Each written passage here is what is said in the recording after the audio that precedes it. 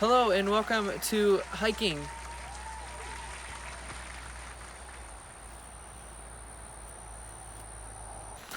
Sometimes life gives you obstacles in nature, you know? You just gotta...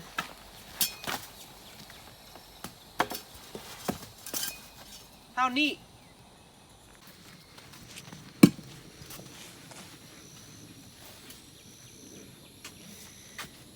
There used to be a river here. Probably the Guadalupe. Hey, Aves.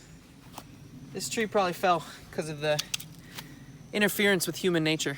You know, humans are messing up nature.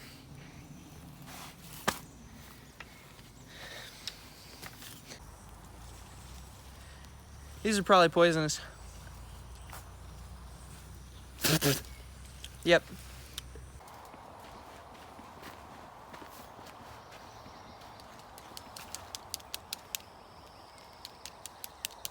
It's a woodpecker mating call.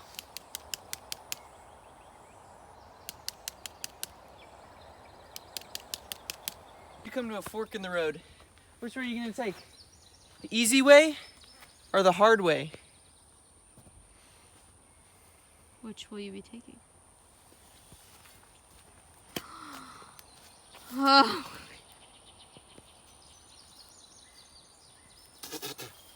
Poisonous again.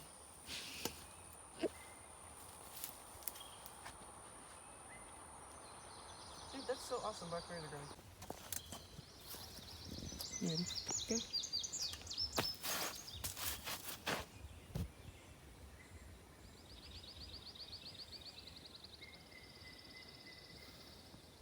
Nature's the worst. Wait, it didn't record. Okay, now go. Sorry. Some people talk about the arch in St. Louis, the Golden Gate Bridge. Nature makes its own arches.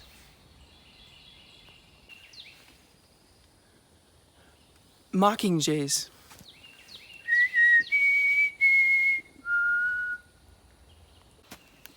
One of the best things is when leaves flutter in the wind. Wow. Beautiful. A cord of 3 strands is not easily broken. Okay, ready? Yeah. Edge of the earth. Swim, you're free.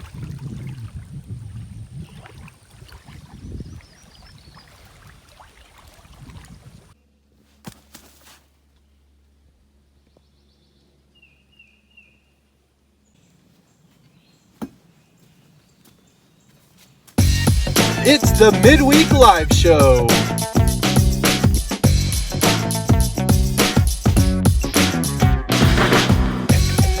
Featuring your middle school minister, Avery Huff.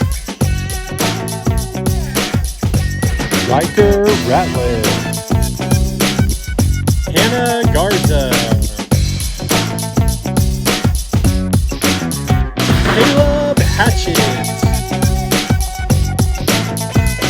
Dennis Gartman.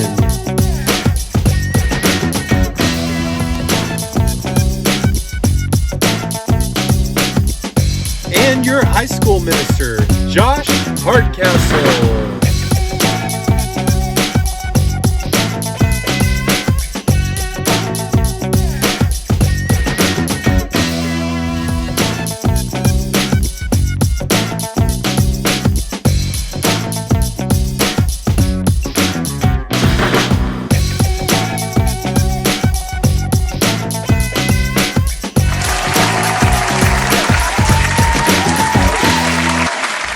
Hey, what's up, everybody? We are at a different location than we normally are, and my co-host looks completely different. Yeah, I'm as tall as Josh. Yeah, so most of our interns were at a wedding this week, and they all kind of dispersed and left us alone, and Caleb has another big leg of a trip tomorrow that he's got to make, so he came back. But we're here at Sonic tonight, and to get things started, we're going to order some drinks. And we're not going to know what we're ordering. I'm going to order from Caleb, and he's going to order from me. And then we're going to guess what the other person got, if we can. And we'll see. And we've got our extra co-host in the back. So, Knox, say hi. Hello, people. How do you do? Oh man, Oh. he's already a professional co-host. So we've got a great show tonight, though.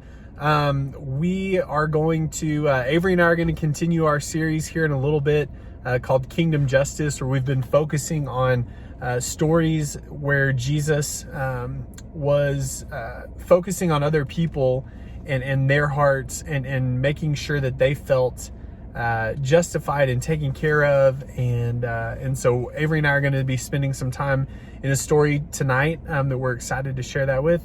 And then later we still have our student spotlight, and so we can't wait to share that with you guys as well.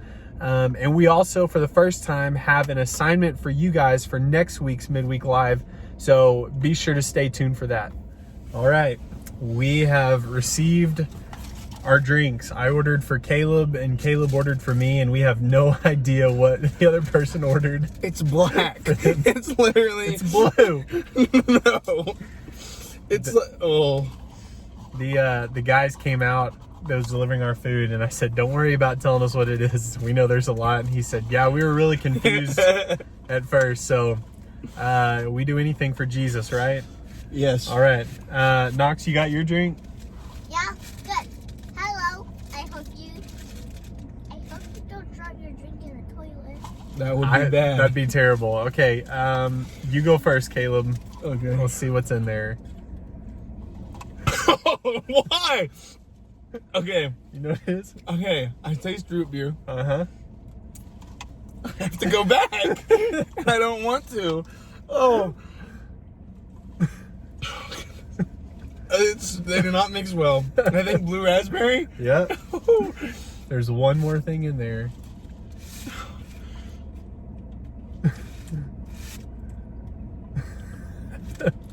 Mango. Nope. What was it? It was just more blue Powerade. Oh, I almost It's guessed so that, but blue. this is messed up. All right. Put I'm that nervous down. about this. Here we go. Oh. Okay. So we know high C. Is there raspberry in there? Yeah. There's nerds in there. That's drinking nerds all by itself. How many? Cherry? Is it like everything in there? There's so much. Blackberry? Cranberry, yeah. Cranberry? One of the berries. I don't know. I can't drink any more of that. I did extra vanilla. Hey, Knox, you want to try this one?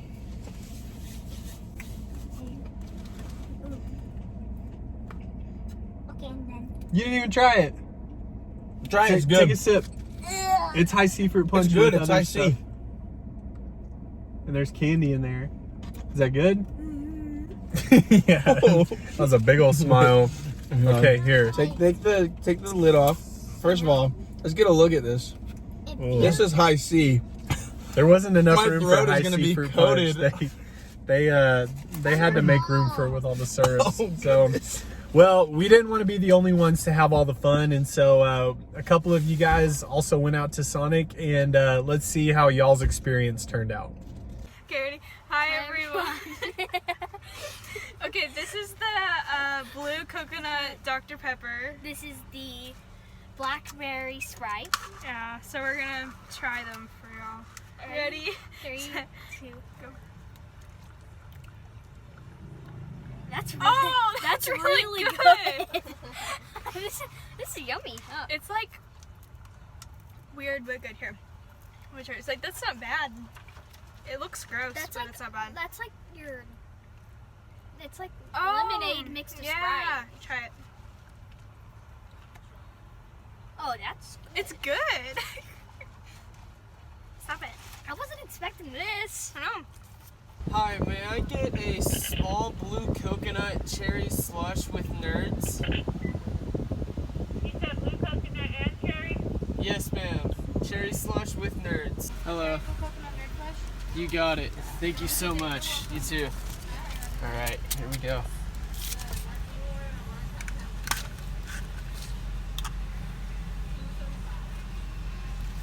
It's very, very sweet, and I highly recommend. So thank you so much.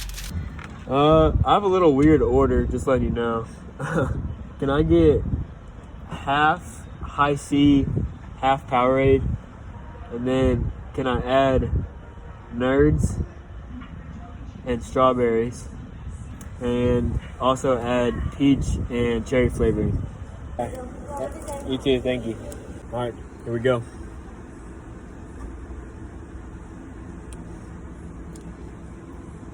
That's actually amazing. Try the half and half Powerade High C with strawberries, cherries, nerds, and peaches. It smells good.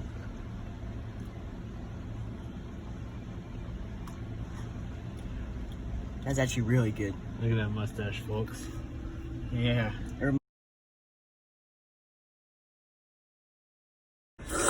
Well, folks, what I thought was the most beautiful concoction I have ever created has turned into the worst drink I've ever tasted.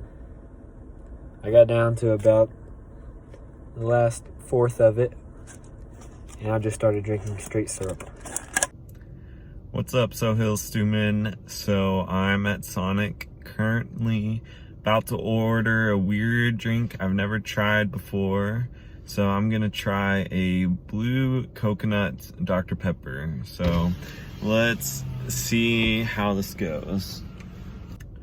All right, so it's here. I believe Marley was the one that recommended this drink. So I'm about to try it. Not bad, Marley. Not bad. It's pretty sweet, but the blue tastes good with the Dr. Pepper. All right, so now it is time for Avery and I's conversation about kingdom justice. So take a look. What's up, everybody? How's it going? So glad that y'all can join us this week for Midweek Live. Avery and I are in separate places this week. Man, my fist looks huge compared to yours. And so, yeah, Avery, you're at a wedding this week. Tell us about that. Yes, Sarah Bell, who sang at Girls Retreat, is now Sarah Bell Gonzalez, and it was magical. Awesome. It looked like a lot of fun from the pictures. But we are continuing our series called Kingdom Justice, and we're focusing on the times that Jesus went and reached out to people, sometimes physically, sometimes spiritually, and helped them feel dignified, help them feel like they can find their identity as a son and daughter of God, and help them see the worth that maybe the world pushed away from them or took away from them. And I want to dive just a little bit deeper into this stuff. And so we actually asked Hannah Garza to join us. She's our historical and contextual analyst. And so we're going to send it over to her real quick, and she's going to share some of her thoughts. And then we'll come back. The story of the woman at the well in John 4 is one of my favorite stories in all of Scripture for a lot of reasons. And so I'm so excited that we're getting to spend time in it together tonight. It's my favorite story for many reasons, as we see it just in its most simple form in Scripture, but it's also my favorite for many historical reasons. And so tonight, I'm going to share with you some of those historical reasons and some of that historical context as we prepare to move forward to meet the woman at the well. One interesting thing to note about this story is that Samaria was by no means geographically necessary. He could have easily, and arguably more preferably, gone up to the Jordan Valley into Galilee through the Bethshan Gap, avoiding Samaria, as this is what most Jews did as they journeyed from Judea to Galilee. In fact, as this story is being introduced in verse 4, the Greek offers a kind of nuance that implies it was necessary for Jesus to go through Samaria, in terms of his plans and desires. This is interesting to consider as we become more familiar with the larger context of the John 4 story. It was not only that Jesus went to the Samaritan woman, but he went out of his way for her sake. And although the more traditional route of the Jews was not the path which would cross with this woman, Jesus took another way, for it was necessary for him to visit Samaria. Another thing we should consider as we make our way through Samaria in John 4 is the theological opposition between the Jews and the Samaritans. In other words, the opposition that would have been expected to be among the woman at the well and Jesus. The Samaritans refused to worship in Jerusalem, which was the central place of worship for the Jews. In fact, they even worked to block the Jewish reconstruction of Jerusalem in many ways. So there was a lot of tension between these two people groups. As we consider the literary elements of this story, one thing in particular that comes to mind is the writer whose gospel we are reading from, John, is undoubtedly good at leaving Easter eggs in his writing. What I mean by this is that he often leaves more that he's saying in the way he writes things more than exactly what he writes. This particular story reminds us of that. Only a few chapters back, we see Jesus' interaction with Nicodemus. Nicodemus was the rabbi of Jerusalem and just pretty much the ultimate Jew. In that interaction, we see the rather artificial faith that Nicodemus had, along with many other Jews, which was built upon the miracles that Jesus had performed, that they'd see him perform. In this story, we see a Samaritan woman, someone who is anything but the ultimate Jew. She was deeply moved by the simple words to Jesus to her. To go back to the Easter egg comment, John almost certainly is emphasizing the contrast of these two people by placing them so closely together. Those who are expected to see Jesus as the great Messiah can't. Yet the peasants of Samaria are quick to come to terms with the fact that Jesus is the Messiah of the world. I encourage you to keep these things in mind as we head to Samaria to meet the woman at the well. Back to you, Avery and Josh. Thanks, Hannah, for being out in the field and reporting for us in more detail. You're the best. Verse 4 of chapter 4, it says he had to travel through Samaria. And I don't know if you've ever had an experience where you're like, I have to do this. I don't really want to do this, but I have to do it. Maybe it's chores. Maybe it's another responsibility, as we are trying to adult in this world. But it says that Jesus had to travel through Samaria. Now, if you can imagine on a map, you have Samaria right in the middle.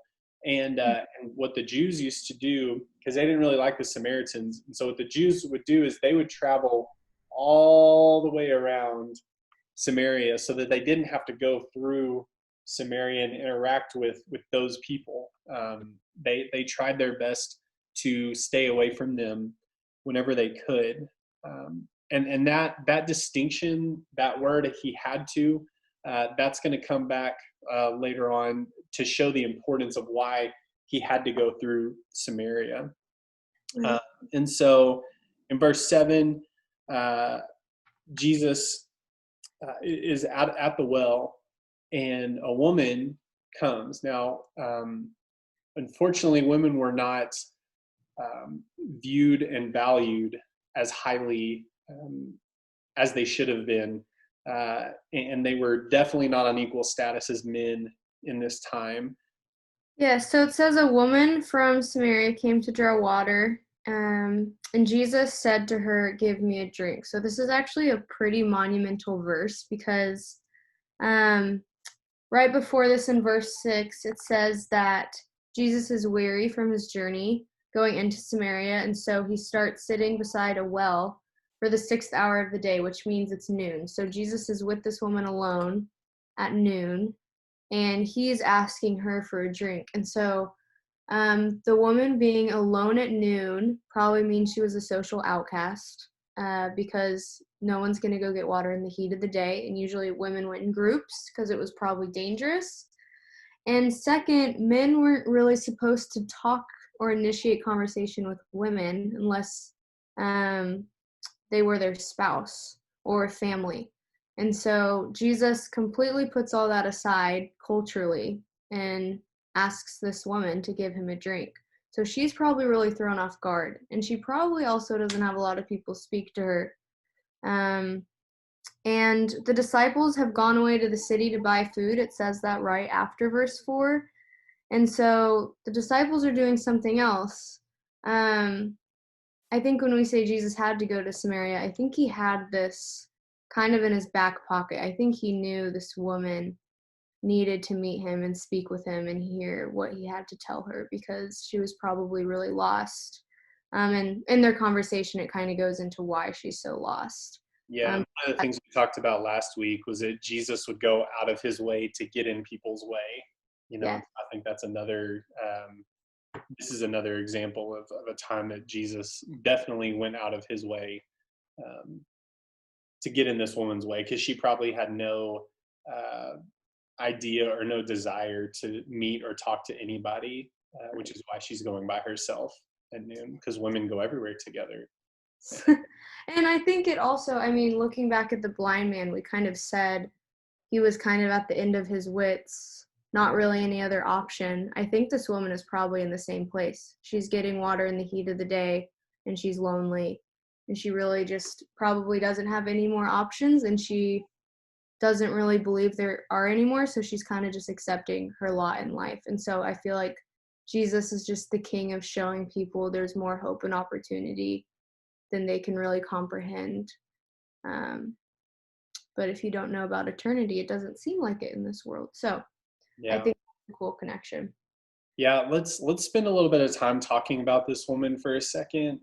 Maybe draw out her personality, what she could have been like. Now, obviously, we can only infer from Scripture, but I think there are some things that that kind of point to her personality and what how she could have been feeling. Or she says, "I don't have a husband," and Jesus says, "You're right. You've had 5, and the guy you're living with now is just your boyfriend." And he, in that sense, he kind of reveals that he's a prophet, that he's supernatural, that he has the ability to see into people's hearts and into their lives, physically and spiritually. And so I just wonder, at this point in her life, how she's feeling when women are already down here, but especially a woman who has had multiple husbands, that maybe it doesn't seem like she can take care of herself, that what has caused her to have multiple husbands. But if you can think through, how do you think she's feeling at this moment, Avery? I just can't help but think that she's probably misunderstood, for one thing. I think it's so important to know about the culture of this time, because women weren't the ones who could initiate divorce. And so we don't even know if it's this woman's fault or choice to have had 5 husbands. And a woman didn't have any values or assets in her name, only her husband. So no wonder she's had 5, because she has to have a husband in order to survive. And so I just feel like she's probably really misunderstood. She probably is really self-conscious of what rumors and what people are thinking of her throughout Samaria. And so I don't think she probably believes she's worth conversation and a second chance, because culture is telling her she's not worth a second chance. And so I think she has to be a pretty strong woman to accept that and still be going and drawing water at the heat of the day and living her life. When Jesus asks her for a drink, she says, how are you the one asking me for a drink? Because number one, you're a Jew and you're a man, and I'm a Samaritan and a woman. So how can you be the one asking, for a drink? And Jesus says, like, if you knew who was asking for water, then you would be really the one asking me for water, for living water. Because living water, we kind of can infer, okay, Jesus is the living water. We can make that connection. But well water just sits all the time. But living water could also be heard as like a fresh moving stream or river. That water is more pure because you don't have all these like germs and bugs sitting in it and leaves, and they didn't just pull water out of the well and then just start chugging it. They would have to throw some stuff out, and but living water keeps things moving. It's refreshing. And so I wonder, even when we're talking about this woman's personality and how she was feeling at the time, if she felt like her soul is that well where it's still, there's stuff inside of it that needs to be moved or taken out. There's dirt. Maybe she just doesn't feel like her soul is pure. Jesus says, everyone who drinks from this water, the well water, will get thirsty again, but whoever drinks from the living water that I have to offer will never get thirsty again. So the physical side of that, if she took that literally, that sounds pretty great, because she says, like, give me this water so I don't ever have to come back to this well again. So this well is a source of contention. It's a source of hurt for this woman. I'm sure there are places that we all associate with different feelings, with pain, with joy, with frustration, with discouragement, with power. And so for this woman, this well is a place of discomfort. She doesn't want to be there. And so that's the physical side, but the spiritual side as well, you think about living water flowing through you, your soul being refreshed and renewed and restored, where you have living water running through you, pushing those things out constantly that make you feel dirty and make you feel, I don't know, like your soul is just stuck. I think there's something to be said about thirst with this, because obviously the woman, when she says, like, give me that sort of drink, Mm-hmm. I really do think she's thinking about actual water. Yeah. And so I think as humans, we're always thirsting for something, but it's not as great as what God can actually give us. We thirst for belonging, but we're not finding it in the right wells. And so once this woman realizes that this thirst for refreshing water is actually about refreshing her whole flesh and spirit, it's like way bigger and better than she could have imagined. And I feel like that's our relationship with Jesus, once we realize that he is everything we kind of thirst for, if we lay down the things that we really want before it. And so I think it's just interesting that as the story continues, what she ends up doing once she realizes that that's actually eternal life in the gospel, Jesus is living water and truth, it's way more of a bigger effect than she probably was imagining. Yeah, for sure. Okay, so as we dive back into the story, after Jesus and the woman talk about her husbands and that she's no longer with a husband and living with a man, we realize that she does have some hope left. Her life culturally might not look ideal, but she does say that she knows a Messiah is coming. So this is when Jesus talks to her about, woman, I am the Messiah, and there's a day coming where we can all worship together. And so she realizes in that moment that the one hope she's probably had that she's been holding on to is facing her face to face. That's probably a really incredible experience to go through. And so we get to see that it's this woman who's been socially outcast by her community. They probably don't believe what she says about her life. They probably don't trust her. She's the one getting to come into the community filled with what the Messiah has told her face to face about his life and what is to come. And she gets to be the first, as a woman, to spread the gospel to Samaria, which was a place that a lot of people didn't even want to walk through. And so Jesus breaks through that wall, through the well, and then allows that woman with indignity to go into the community and start breaking down those same walls. And so I just think that's so cool. That shows, even when he was talking to Nicodemus about being born again, I think this shows a really cool example of what it looks like to be born again, and that this woman is really not going to be known for her mistakes any longer. She's going to be known for the message and the ministry of something bigger than her. So I think this power, as around verse 26, she goes and tells people about the Messiah, and it says many in her community ended up coming to believe because of her. I think that is really cool to see her identity shift. She was isolated and alone at noon, and then went to being around people and being confident enough to speak. And I think that's because she then experienced Jesus and became a believer, and that gave her the capability and the power to spread his gospel. And it even says she left her water at the well when she went to go talk to them. And so the thirst she went with was for normal water, and the thirst she left with, water can't even, quelch. It was the gospel that ended up quenching her thirst. And just kind of an in between the story side note, the disciples, went into the town, and it was probably an uncomfortable place for them.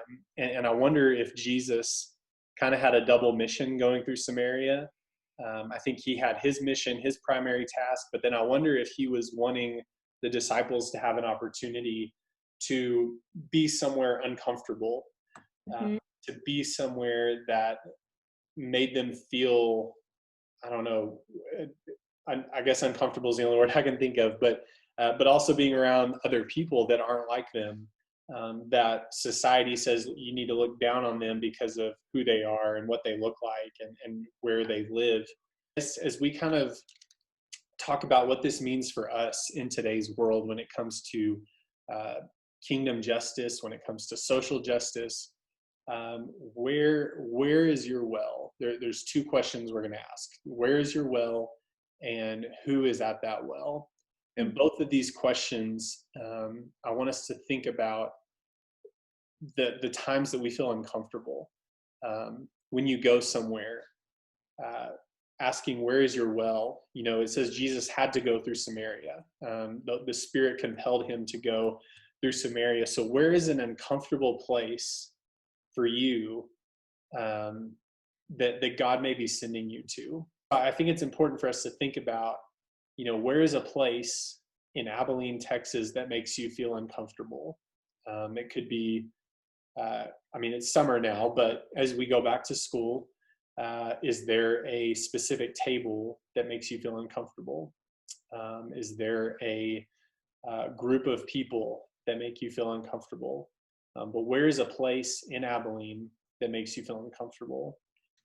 I think you make an interesting point too, about even within your uncomfort, you find that people have a thirst for God. I think, again, even Samaria and this woman at the well that no one probably usually talks to, we end up seeing she's dignified and wise and being used by the Spirit. And so most people we're not spending time around until we get to know them or interact with them or do life with them. If we even want to go that deep, we start to see that we're so much more similar than culture and perception has created. And so I think that's the part of kingdom justice that's really important in this story. And with the blind man is Jesus, his number one goal is to interact with everyone that he's created and share the good news with them.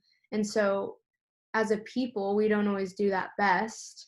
And we see Jesus do that. And if we're supposed to live our life as an example of his, then we need to be breaking down those barriers. We're living as the standard of Jesus and not the world. And so I just think when we think about people, it's probably where our well is. It's probably where the people that make us feel uncomfortable or are just completely unlike us or have different political views or date differently than us or are in a completely different school clique or in a completely different sport, whatever that is. I don't think we can fully judge what we think they're like from a distance. And we know that because Jesus gets up close with these people and shows that they're beautiful and capable and wonderful people to be around, and that they want to live for him once they know him. And so I think it's just important to think about where that is, and then also who's there and what that means for us as disciples. Being uncomfortable is an important part of faith growing. That's what we've been learning on Sundays. And so this is also a really good practice. I just think it's how we perceive one another plays a really big role in how we do life with people. Yeah.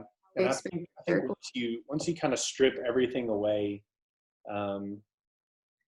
people's personalities, people's likes, people's differences, and like you said, when Jesus got close enough to this woman, he was able to be a part of her life. And I think when we choose to get close enough to somebody, to hear them, to understand them, to listen to them, to see them, we see them as an image bearer of God.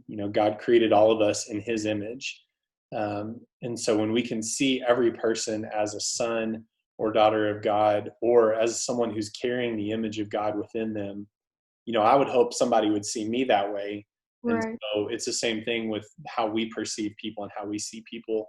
And I think that's one of the important things to take away from this story is that Jesus went out of his way to get in this woman's way, but Mhm. he saw her as a daughter of God, and Right. he helped heal the brokenness of her heart, and he saw her as an image bearer of his Father.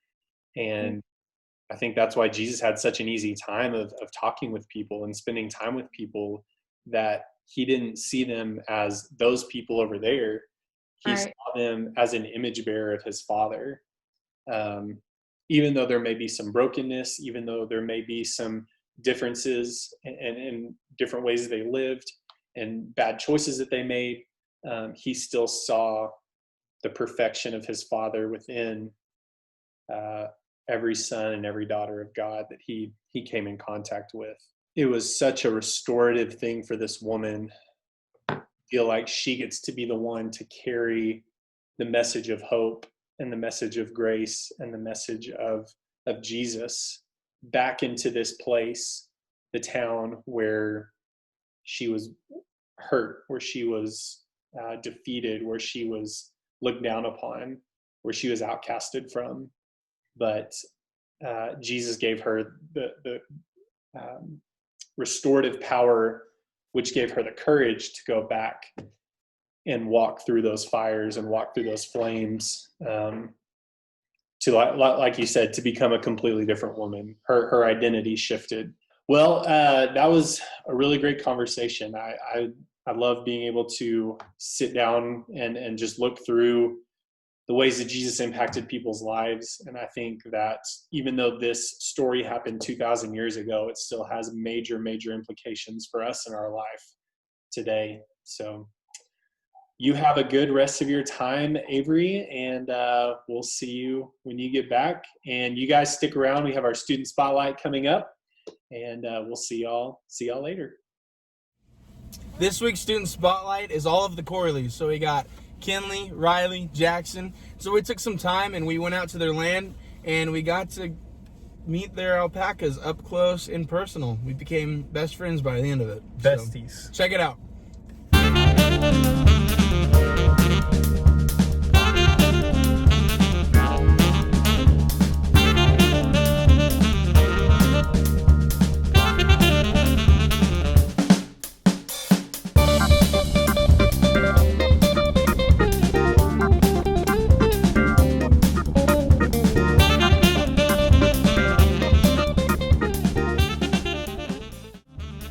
Okay, so this is our Alpaca Jingle. He is 1 year old, and interesting fact is that they only poop in one spot. So they have to wait in line to go to the bathroom, just like us sometimes. So this is our alpaca Spunky, and alpacas, they like to travel in herds, and you see they make that humming noise. That means they want some friends, right? Jangle and Spunky are best friends, just like me and Riley.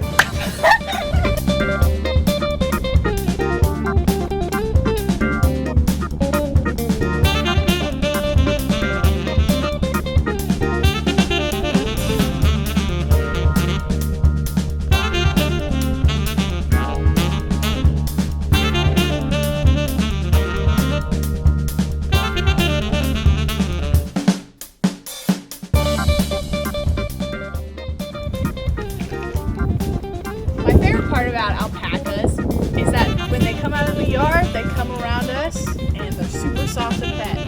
The worst thing, they attract flies.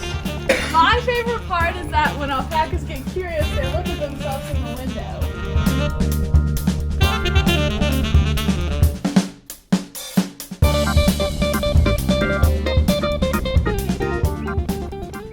All right, guys, we want to get y'all more involved in Midweek. So next week's assignment for you is I need you to go listen to the Trolls song, Just Sing, and I want you to record yourself dancing to that song for just 10 seconds. All right, we're going to put all of your videos together, and we're going to come together on Midweek Live, dancing and having fun and just having a great time. So go ahead and find that song, and don't worry about what the audio looks like or if it matches up. We're going to make it all look nice and pretty, but this is a way that we're going to start being together more. Thanks again for tuning in tonight. Don't forget, right after this, Dennis is going to be hosting our after show worship on Instagram Live, and so make sure you head over there. This Sunday we are having church online at 10 o'clock, so make sure that you tune in sohillschurch.org/live, or go to our website and you can find it there. We have student ministry online at 4 o'clock, and then finally Senior Sunday is going to be June 7th. Now that's also the day that we are going to the drive-in, Caleb, the Abilene drive-in, to have church live in person. So make sure that you go over there for that day. It's going to be a great day, but we're also going to be honoring our seniors at the end of that service. So thanks again. It was great to see you guys. Caleb, thanks for being my co-host. Of course, anytime. Better than any Avery. final words for our students?